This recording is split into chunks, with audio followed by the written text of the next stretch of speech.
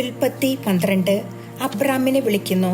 കർത്താവ് അബ്രാമിനോട് അരുളി ചെയ്തു, നിന്റെ ദേശത്തെയും ബന്ധുക്കളെയും പിതൃഭവനത്തെയും വിട്ട് ഞാൻ കാണിച്ചു തരുന്ന നാട്ടിലേക്ക് പോവുക. ഞാൻ നിന്നെ വലിയൊരു ജനതയാക്കും. നിന്നെ ഞാൻ അനുഗ്രഹിക്കും. നിന്റെ പേര് ഞാൻ മഹത്തമമാക്കും. അങ്ങനെ നീ ഒരു അനുഗ്രഹമായിരിക്കും. നിന്നെ അനുഗ്രഹിക്കുന്നവരെ ഞാൻ അനുഗ്രഹിക്കും. നിന്നെ ശപിക്കുന്നവരെ ഞാൻ ശപിക്കും.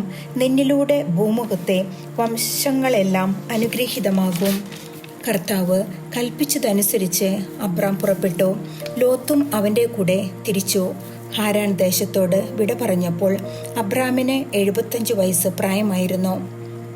അബ്രാം ഭാര്യ സാറായെയും സഹോദരപുത്രൻ ലോത്തിനെയും കൂടെ കൊണ്ടുപോയി. ഹരാനിൽ തങ്ങൾ നേടിയ സമ്പത്തും ആളുകളുമായി അവർ കാനാൻ ദേശത്തേക്ക് പുറപ്പെട്ടു. അവിടെ എത്തിച്ചേർന്നു. അബ്രാം ആ ദേശത്തിലൂടെ സഞ്ചരിച്ച് ഷെക്കെമിൻ മോറയുടെ ഓക്കുമരം വരെ എത്തി. അക്കാലത്ത് കാനാൻകാർ അവിടെ പാർത്തിരുന്നു. കർത്താവ് അബ്രാമിന് പ്രത്യക്ഷപ്പെട്ട് അരുളി ചെയ്തു, ഈ നാട് നിന്റെ സന്തതികൾക്ക് ഞാൻ കൊടുക്കും. തനിക്ക് പ്രത്യക്ഷപ്പെട്ട കർത്താവിന് അബ്രാം അവിടെ ഒരു ബലിപീഠം പണിതു.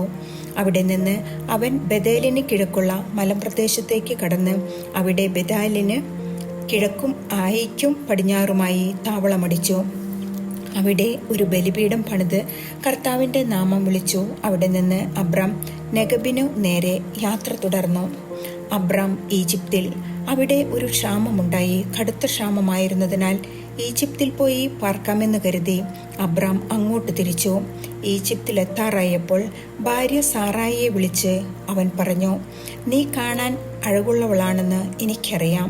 നിന്നെ കാണുമ്പോൾ ഈജിപ്തുകാർ പറയും, ഇവൾ അവൻ്റെ ഭാര്യയാണ്. എന്നിട്ട് എന്നെ അവർ കൊന്നുകളയും.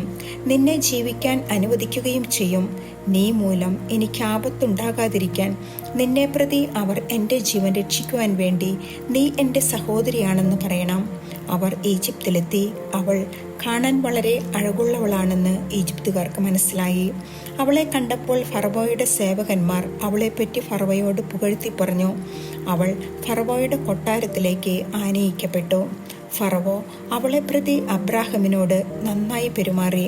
അവന് ആടുകൾ, കാളകൾ, കഴുതകൾ, ഒട്ടകങ്ങൾ, വേലക്കാർ, വേലക്കാരികൾ എന്നിവ ലഭിച്ചു. പക്ഷേ അബ്രാമിൻ്റെ ഭാര്യ സാറായിയെ പ്രീതി കർത്താവ് ഫറവോയെയും കുടുംബത്തെയും മഹാമാരികളാൽ പീഡിപ്പിച്ചു. തന്മൂലം ഫറവോ അബ്രാമിനെ വിളിച്ചു പറഞ്ഞു, നീ ഈ ചെയ്തത് എന്താണ്? അവൾ നിന്റെ ഭാര്യയാണെന്ന് എന്നോട് പറയാതിരുന്നത് എന്തുകൊണ്ട്? അവൾ സഹോദരിയാണ് എന്ന് നീ പറഞ്ഞതെന്തിന്? അതുകൊണ്ടല്ലേ ഞാൻ അവളെ ഭാര്യയായി സ്വീകരിച്ചത്. ഇതാ നിന്റെ ഭാര്യ, അവളെയും കൊണ്ട് സ്ഥലം വിടുക.